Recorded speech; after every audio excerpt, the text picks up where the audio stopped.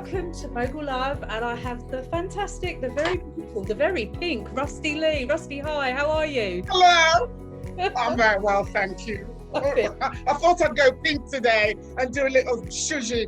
You know, being as we've been in lockdown and we're nearly getting out, this is it. Yes. I'm ready. Already, and I have the beautiful, the very talented Anna Brunning. Anna, hi, how are you? It's lovely to see you both. You're both looking gorgeous. So, ladies, we've got a really exciting show today. So we've got the lovely Sandra Martin. She's from Gogglebox. I love that. I love watching telly. And we've also got a lady called Anna Kennedy, and she's got an OBE, and she's a founder for the autism charity. So really, wow, yes, looking forward to talking. We've got Sandra Martin. Sandra, welcome. Hi. Yeah. How are you? Oh, lovely to meet you. Nice to meet you. No. So what I do for the last 1 year, I've got I've been running a little show for the last year. Anyway, you talk, I answer.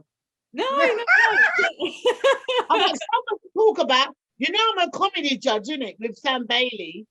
Yes, tell us about that then. So what are you doing? James Alton, my manager. But when I mean my manager, he's my manager for quite a few years. I've done it's called Now That's Entertainment. So it's another version to Britain's Got Talent. Yeah. So I've been a judge before, I've done it before. But now we've got a new one, Series 4, where it's Sam Bailey is a singing judge. I'm a comedy judge. Stephen Yallop, I think he's variety.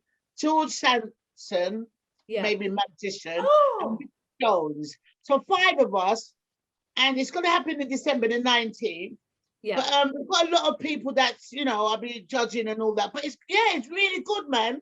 Yeah. Is that the Amazon Prime show that we talked about? Amazon Prime, we spoke with the founder of the company, didn't we? Yeah, last week we spoke to James. James Alton. Yeah, he's lovely. Yes. Yeah.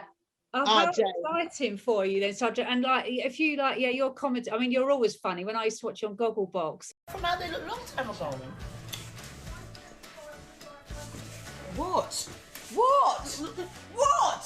Stop it. I feel like there's something there. Lift it up and see. Mary Berry is doing something that me personally like. Old-fashioned cup of tea. You are old-fashioned person. Nice sandwich, cut it well. Well, I left the show. Sandy left first, and I went with my daughter. Right, I didn't know about fame. It just came on my door, so I was sitting down in a pub. Next minute, no. By the next early the same year, I'm meeting the Queen, Joan Collins, David Beckham. My life turned around. It was a good time, 5 years. But Gogglebox is a contract show. So when we was on Gogglebox, we couldn't do Britain's Got Talent. We couldn't do I'm a Celebrity, Get Me Out of Here, Big Brother. Yeah. We couldn't do, so we had to leave. As soon as I leave, I've done 100 Years Younger in 21 days. Did you see that? No. John Cotton. No. What was it? 100 Years Younger in 21 days. I went to Sardinia, and guess what happened? As soon as I left Gogglebox, ITV loved me. They sent me away for 21 days with who? Doc Cotton, Ricky from EastEnders, Sherry Houston, not Rusty Lee, sorry. I mean, look, what's his name? Walker, the Walker from, what's his name? Google me. Yeah. Oh my God. 100 Years Younger in 21 days, and we all came out younger. Yes, of course I saw it. Yes. Yes, I saw that, Rusty. Yes, of course. You went away on this island. 21 days in Sardinia. It was fantastic. It was more than fantastic because 8 of us, it was lovely. I had snails on my face. Yes. I washed my face with urine. Sandra, do you have what? Snails on your face? We had them. We bathed in goat's milk. It was the best time of my life. It was amazing. It was a brilliant show. It was. Yes, of course. When I left Gogglebox, so I'm not taking the show over. It left me a platform. So I'm still in 15 different countries in Europe, and they've sold me to Netflix. Oh, wow. Yeah, they've sold it. Are you getting paid for it?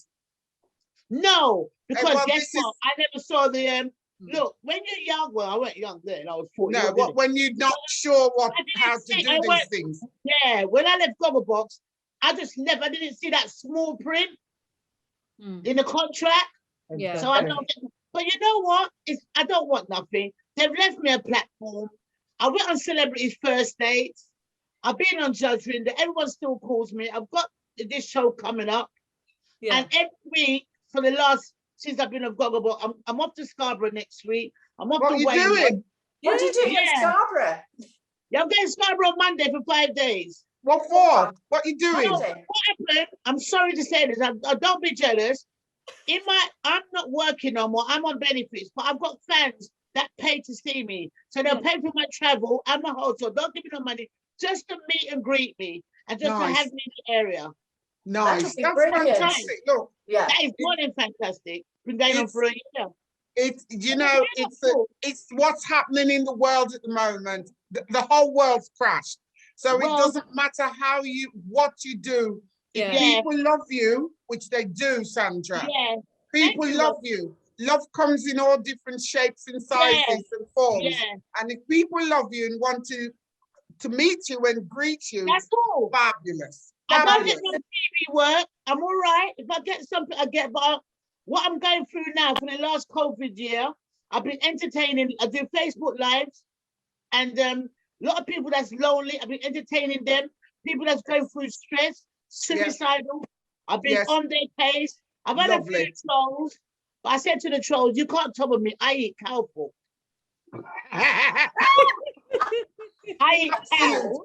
Yeah, so it's wonderful. You are perfect as you are. I want to meet you, Rusty. Exactly, I agree.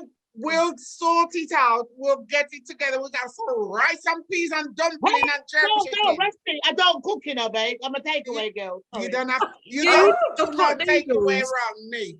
You don't need to do any takeaway around me. Sandra, how did you get the gig of with Gogglebox? Because I've watched you and I watch you laughing, but how did you do it? 10 years ago, I just got my first grandchild because she was on the show as well. And I was just, look, say like I won the lottery. I've still got the same ticket, yeah? I was just minding my own business in the pub, sitting down. They came in with a piece of paper in the pub and they said, oh, that's where Gogglebox started. What they do, they go around looking for you on the streets, in the pubs, and in the shops and everything, and they found me in the pub. My name is Queen Bee. I'm very known in Brixton in the community, helping, doing a lot of things. I'm a nice person before I became famous. I got and they went to the bar and they said, we're looking for someone to do this show. And the man said, "Got to Queen Bee." He came to me. But you know, I had a little tipple. I went drunk. I took down his number. But I was sitting with my friend. I wasn't sitting with Sandy. It was another girl. And when they rang, they took my number and took her number. But when they rang her, she didn't want to do it, so they rang me back. And I said, "Oh," they said, "Would you do it with your family?" I goes, "Let me ask my family." My family said no. And they said, "Have you got a best friend?" So I goes, "Yeah, my best friend is Sandy Bogle." Yeah. Because Sandy owned a pub in Peckham. Cut the story short, they kept on ringing me and they said, "We're coming round now with the cameras." And I thought, what? And they said, "Just sit down here." And I've got a picture in my Gogglebox book, exactly how we sat down. They said, "Just sit down like this." And they've got me a big pizza, because when you're on benefits, you don't get big pizzas, baby. Right? This is our first Gogglebox book. Yeah. And they got a book like that. And they said, I go, "What do I do?" I goes, "Oh my God." He goes, "Just sit down and watch telly." And all I did in my home, cameras in front of me, they took over the next room. Just watch telly for 5 years. Oh my God. Hot noodle. Yeah. I haven't seen a cooker. I've never seen a cooker. 5 years. Chinese. Every food that was, we had pamphlets packed like this. Yeah. They lived with me. That's all we did. Yeah. And it was luck. And the camera crew. Remember, 5 years, Channel 4. Yeah. They offered me more money to stay on, you know. But I said I couldn't. Sandy weren't there. And I didn't want to sit down in front of my daughter and watch telly and talk about SCX. That was difficult for me. Yeah. And I was getting press. It wasn't the same. The fans were pressing me. We want Sandy back, and I thought, oh God, it was just going on and on. And I didn't want to be famous again, and it was too much. Without Sandy, I couldn't control everything, you know? Yeah. A lot of people has called me to do things because they've asked celebrities and they said they want £400-500. Give me, oh my mum's girl, I swear down, give me, I don't want a penny. Yeah. I will come and help you raise your money. Just pay for my travel. Yeah.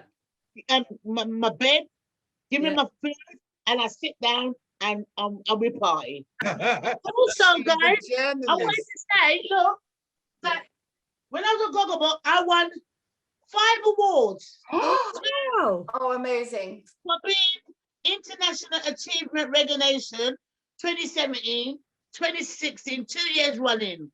Well done. I like to show off. Well done. Congratulations. I've you know won any award. You know, later on in life, you see, I done a show the other day, me and Sandy for Bailey's, drinking Bailey's, yeah, making a cake. But you know, TV world, I know about it very, very well. It's hard work, you know. Hard It work. is quite hard work, actually. No, it's Yes. not. I've been Yeah. there. Rusty, you've been in it. Rusty, you've been in it for forever. Yes. Ain't it hard? Over 40 years, She probably. still looks very young, so you know. James Olsen just said hello to all of you guys. God bless. Hello, thank James. you. Hello. Set up this meeting for me. Oh my God. Steve, he's so sweet. He's such a, and he's so like, you know, Very like, talented. intelligent and creative. He Well, really guess what is. happened the other day? I went where he lives in a penthouse. So I booked he booked it, a hotel for me downstairs Yeah. and ordered me Chinese and everything. And when I done a video, me and James, Yeah. like there was orbs around us. People said there's like big flying around us called orbs. Have you heard of that before? What? Flies. Orbs, like Oh yes, yeah. Orbs. Orbs are very good. Oh, okay. Yes. Oh, yeah. We love this, don't we? you're coming into my field now. I Yeah, love all yeah. this. I've been very busy reading and talking with angels, and I talk with my angels. I love all that because Yes. we've all got angels. You talk to angels. Yes. So do I. Every day. Yes. I believe in it. Yes, I do Yes. believe in it. Because Yes. you've got I angels. like talk to some angels. I want to talk to them. Because we've all got angels. You've got an angel. I must have loads. You got 2 that's with you all the time. You're born with them, they come into the world with you, they're there, but we just don't realize. And they're there to support us through thick and thin. Well, and then I there's must have other an angels. because I've just gotten a book. I've downloaded it from Amazon. Yeah. 72 Angels of Power. 72. 72 who? 72 Angels of Power. That's too heavy to go to straight away. Don't No, go no, to but that. I just gotta, I'll get it. No, I'll let's just sit not. down. Okay, but let me tell you the best book to get to connect with the angels, because that's where I started. Write it down. Yeah. What is it? Write it What is down. that? It's the Angels Speak. That's ANGEL. Yeah. SP. Angels Speak. ANGELSPEAK. Ask your angels to help. Yeah. Ask them to do something, whatever it is you want, something you need something done. Ask them to do it. Yeah. Let's see what happens. And when that thing is done, you call the name. Mine is Elizabeth and Paul. You go, thank you. Always say thank you. I'm gonna remember that. Yes. When you go in somewhere and you want a parking space, because I had to go to the hospital the other day, and I went to the hospital the other day again. And one of the times I went, I said, I need a parking space. And I started to think about the parking space a couple of days before. And I need a parking space right outside the entrance of the hospital because I need to walk in because I've got a damaged hip at the moment, Sandra. Full off a skin, bust me out. Anyway, Oh, so I asked for a space. And honestly, as I drove into the hospital, all the cars were parked up. I thought, oh gosh, it's not working. Just as I pulled up, there was the space. One space. There was the space. I believe in angels. Yeah, believe in Directly. angels. You gotta go now. Oh, Yeah, you gotta go. If you gotta Lisa. go, you gotta go. Lisa, Anna, and Yeah. Rusty, thank you. I'm still famous. I'm a celebrity. Get me out of here. Oh, yes. Bye, everyone. She's so funny. But welcome to the show, and thank you so much for joining us. And thank you for inviting me. no, Oh, thank bless you. you, Anna, I honestly. thought you literally do most amazing things, and I've been like doing a bit of research and that, and they said over 700,000 children in the UK suffer with autism, which is like a huge amount. That's enormous, yeah. Yeah, it really. Can I just say the autism community, they actually don't like it when you say suffer with autism. So as the years go by, obviously things change the way people like you to say things. So they just say we're not suffering. We've always had autism, you know, that type of thing. That's what I wanted to know. And when they call it a disorder, is it really a disorder? Because are the children, so is it, are the children born with this? Yeah, it's a condition. So autism spectrum condition.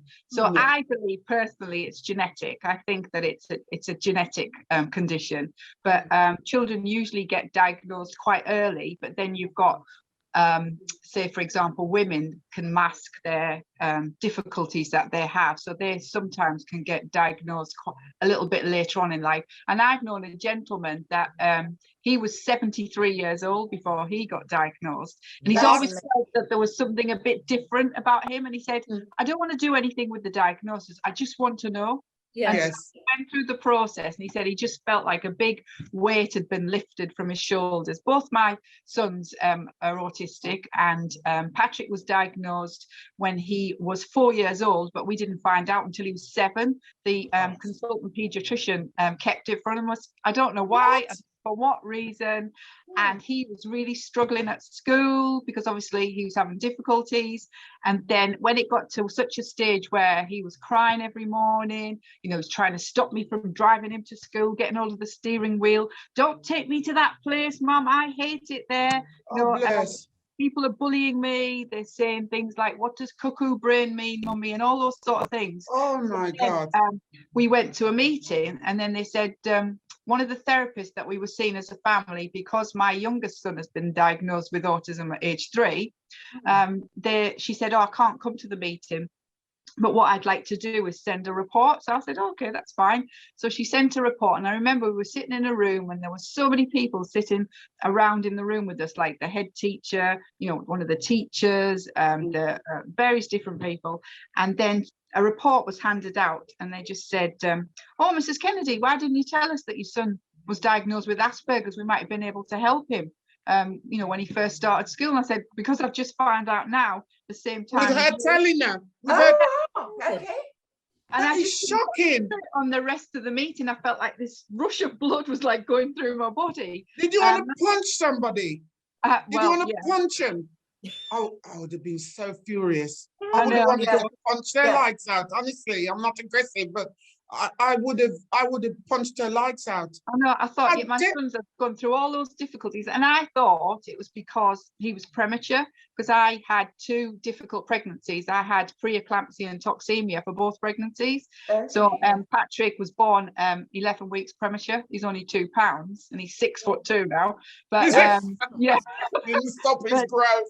Yeah, so I thought that was why he was having difficulties, because he had a bit of a tough start in life, because he basically started getting lots of different things, like he had septicemia, he picked up whooping cough, he had a glue ear, he had rickets, he just had a lot of difficulties. I thought that was why, you know, he was a bit of a late developer, if you like. But obviously, did you feel like you were blaming yourself all the time because he was born premature? I looked back at my history thinking, well, I don't drink, I don't smoke, you know, I really looked after myself, you know, and I did do exercise, walking and all that sort of thing. And I used to do tap dancing at the time because I really liked it. But I just couldn't. And then what I say to parents now is there's no one to blame, you know, it's just, for me, it's genetic. And I think there's no one to blame, but you do look for someone to blame. And also, if you think about it, even though you've been given the diagnosis, your son or your daughter, they've never changed. They've always been the same. Yes. They've always been autistic since they were born. It's just Yes. now they've got a label. So Yeah. At least you know what you're dealing. Well, do you know what you're dealing with? yeah, well, that's Do the you- thing, is that's the other thing with parents now. They think once they get the diagnosis, all the help's going to fall into place. But it doesn't work like that. No, You've got to no. fight for everything. So, you know, Anna, the what system help is so what help is out there? Like, if you have got, have got children, like, and what help do you, or do you provide help at all with your child? well, I've set up a charity. So what I did was, when both my boys were diagnosed, after 3 years of obviously them struggling, and the school basically said that they couldn't meet their needs, they were at home, and I was told by the local authority at that time that my 2 sons were the only boys in Hillingdon that had autism, which wasn't true. I met another, because obviously I didn't know anything at that time. I'd never really heard of autism. I didn't really know that much about it. I just knew about the film Rain Man. I thought, is my son going to grow up to be the character like Dustin Hoffman, all that sort of thing?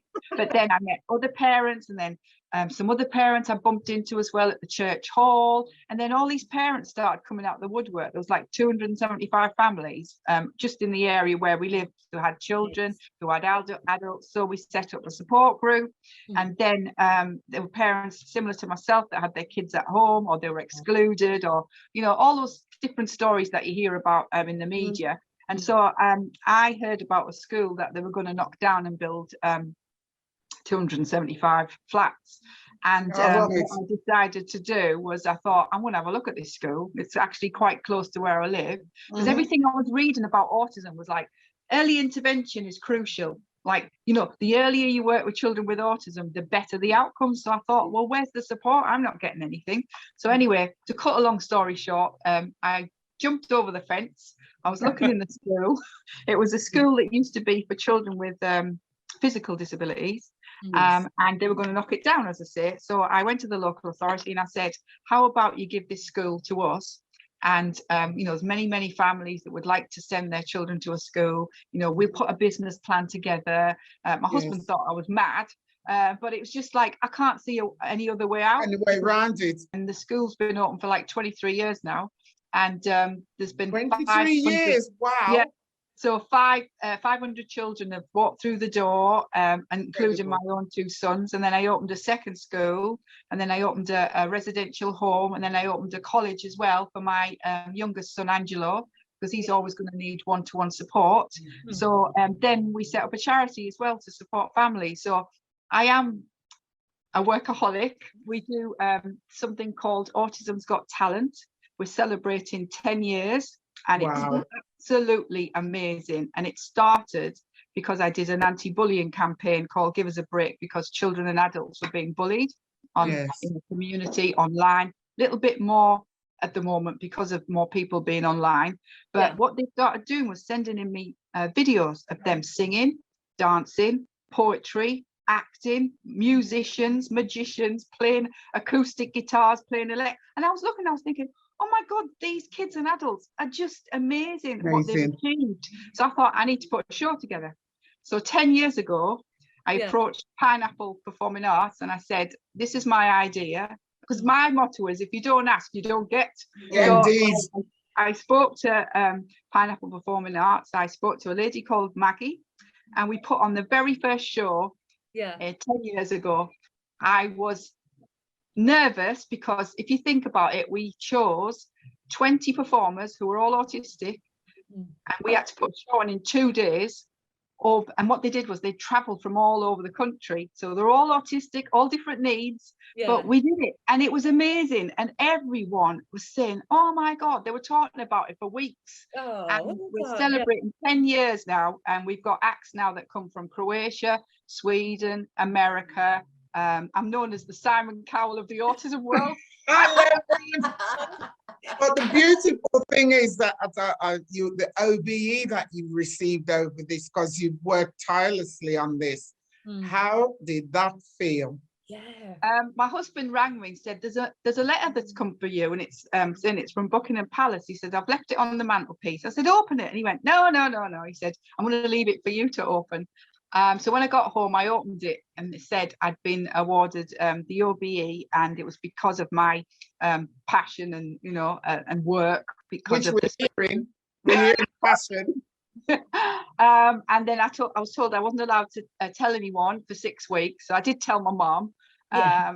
I did tell my mother-in-law and my sister. That was it. And then They all scream. They all scream and dance around. They were just like so proud. And then I took my mom and my mother-in-law to Buckingham Palace. It was weird driving into Buckingham Palace. And then I received my OBE from the Queen. Oh, lovely. There you go. oh, look. Let's have a look. Wow, let's have a look, yes. Well done, you. That's Well amazing. From the Queen. And then when I was there, Kate Winslet was there. So she came up to me and she said, I've heard about what you do. She said, I just want to talk to you about the charity that I've set up. So she'd set up the Golden Hat Foundation in America because her daughter had become friends with a young autistic girl. And she'd heard about the difficulties that they have. So she wanted to do something. So I was just thinking, this is really surreal. I'm talking to Kate Winslet. Pinch yourself. And then that was in the morning. And then after that, I went home. I put the washing on. The toilet was blocked. And I thought, Back to reality. Back to reality. Thanks. yeah, no, it was amazing. I was really pleased I got it from the Queen as well. So, and she chatted to me as well. She was talking to me about my sons and how's the school getting on, and and she was really interested in what I had to say. So no, it was good. Oh, That's really nice. Yeah. Well done, you. As you say, what an achievement. But as you say, it must be very difficult. As you say, if you're running your business and 2 children, how do you cope, or what do you do? Well, when I first opened the school, I took my 2 boys with me everywhere. So they were aged 5 and 8. And my youngest son, Angelo, is quite profoundly affected by his autism. He's always going to need one-to-one. He's got no sense of danger. He's got minimal verbal skills. So to be honest, I don't know how I did it. And we remortgaged our house. We had hardly any money whatsoever. We were living off 9p tins of Aldi's beans, I remember. Oh, Yes. All our money into everything. And it was a scary thing because I thought if it doesn't work, we're going to lose everything. But I was just determined that it was going to work. And I was based in the school for quite some time when it opened. And I remember when the Ofsted inspector came, and I knew that if it didn't go well, he could shut the school down. I remember the night before, I was being sick in the toilet and headache. It was just like, and then anyway, at the end of the day, he spent the whole day there, and you go in to see him at the end and he gives you the feedback. And he said to me, obviously it's the first time you've opened a school and I know you need some resources and all the rest of it. He said, but if I had a child with autism, I wouldn't hesitate and send them to this school. I wanted to jump on top of him and kiss him. Excellent. Excellent. At the school, they follow the national curriculum, but what they do is they make it relevant and meaningful for the children that go there. So the schools for like children aged 3.5 right up to 19. So the class sizes are a lot smaller. Yes. So you might have maximum 8 to 10 children in a class. You have a teacher, you have a teaching assistant. You employ your own speech and language therapist for children that might need a little bit more help, like my son Angelo, that's got minimal verbal skills, trying to encourage him to speak. They have various different therapies. So they have drama therapy, because you have some children that have been bullied and they come to the school and I remember a girl, she came to the school and her hair was over her face. She wouldn't talk to anyone because her self-esteem was rock bottom. Because of the bullying that happened.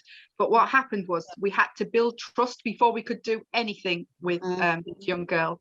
Anyway, she left with 5 GCSEs and we got into performing arts as well. And that's the magic thing. There's just one boy I want to talk about that's always at the back of my mind.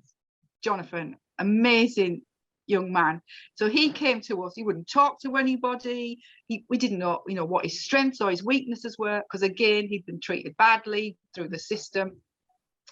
But I remember we had sports day, and when they were trying to get him to run and what have you, he wasn't having any of it. And then we discovered it was because he's worried about touching people. It was that sensory thing. So he's worried that if he's running along a lane, he might bump into somebody. Yes. So they said, oh, well, let's leave a gap.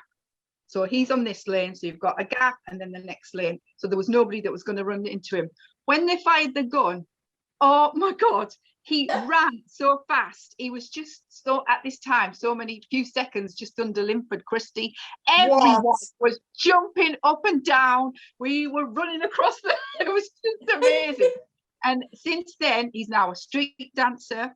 He in woodwork. I went into the woodwork room and I was looking. I thought, where did they get that guitar for? He made a guitar, and I thought he bought it from the shop. That's how great he was. And what I'm saying is, if you can tap in to the talent of a child or an adult on the spectrum, get them to trust you, feel like you want them, that you want to be, they want, you know, be part of everything that you do. You can get so much out of the children. So that's what the amazing things that's happened within the school. What you've got to try and tap into is what they're good at. So, and also, you know, let's say, for example, my son Angelo, when he was younger, he loved Thomas the Tank Engine, and that's a big thing in the autism world. The children love Thomas the Tank Engine. They've actually done research on why they're so attracted to Thomas the Tank Engine. And with Angelo, it was Thomas the Tank, and also magnetic letters. He loves magnetic letters. And I always remember a stage where a teacher, because obviously he's got minimal verbal skills, they went up to him and said, Angelo, can you spell cup? So they'd get the magnetic letters and put C-U-P. So as she walked off, she came back and he put with the magnetic letters communication, as if to say, oh yes, you've asked me to spell cup. Communication. So the other thing is, with reference to like the Thomas the Tank Engine, say a child's not particularly good at maths, or because they don't understand the concept of it, it's just over the top of their head, you can use things that they're interested in. So it might be Thomas trains, it might, and so they're interested in the trains, and then you can use maths. Can you see where I'm coming from? To count the trains, or how many are blue, how many are green, you know, all that, how many tracks. There's lots of different ways of teaching children. You've just got to keep thinking out the box all the time. You've learned so much, haven't you? I have. And you know what? You can never learn everything about autism. There's always something new, and there's always and you know what? Out there as well, there's some people that are not so nice that, you know, try and say, like, what's that there at the minute, or if you give your son or your daughter bleach, they'll be cured of autism. Give them drop. Do you know what? There's just so many different things out there. You need to be terrible. Idiots and ignorance. It's because parents are looking for the holy grail, aren't they? They want to try and do the best for their child. But for me, you've done the best for your children, and not your children and other people's children, and I commend you on it. Well done. I agree with you, Rusty. Yes. Absolutely. I just do it because I always say I try my best. As long as I can put my hand on my heart and I can say I've done my best, you know, I've tried my best, and I think that's all you can do, really. Absolutely. Well done. No, brilliant. Admirable. Absolutely. And I think if we can have as much information from you, Anna, if we can, and we can help, like, you know, give some advice, tips and guidance, that would be fantastic. So if people can just check the charity website, it's all broken down. You can check out our events. We do free workshops as well. So if people want to listen into a workshop, that they might be interested in mental health, they might be interested in sensory issues, whatever it is that they're interested in, you can check out the website, and we do some free workshops, because obviously everything's been online because of Zoom, but we're excited to be doing our Autism's Got Talent in October, and then we do something called the Autism Hero Award. So we celebrate people that go the extra mile in the autism world. So we've had so many nominations that have come in, and it's such an emotional night when we everybody gets together. So it's lovely. Marvelous. Oh, well done you. Thank you so much for coming on and sharing your story. I think it's amazing what you've done. Oh, thank you for giving me the opportunity as well, because I'm always about banging the drum. If one person's got something out of what I've said, it's worth doing. Agreed. Well, lovely to meet you, my darling. Thank you very much, and take care. And all the best. Yes. Bye-bye. Bye. Thank you. Bye. Bye. Absolutely lovely. Yeah. What an inspirational. Going through that and bringing your two children up and running and setting up a school. I think you know, when as parents or when you're passionate about fixing something, you find a way, don't you? Find a way to sort it out. And isn't it amazing that school turned up when she needed it? I know. But you know, she made it happen. As you said, she didn't only help her children, she helped everybody else's as well. I mean, that Yeah. is the fantastic thing about it. Incredible, incredible. Yeah, incredible lady. Yeah. Well, we've had a day, haven't we? We have. We've It's been brilliant. Sandra is funny. Oh, she's so funny. Yeah, like she's just absolutely hilarious. She makes me laugh, and you need a bit of laughter, don't you? You know. Yes. Yeah. Definitely. Have a great week, ladies, and good to see you. And And you, yes. And both of you, lovely to yes. see you all, Yeah. as usual. see you next week. Lovely to Lots of see love. you. Yes. Bye. No. Bye-bye, darling. Bye-bye.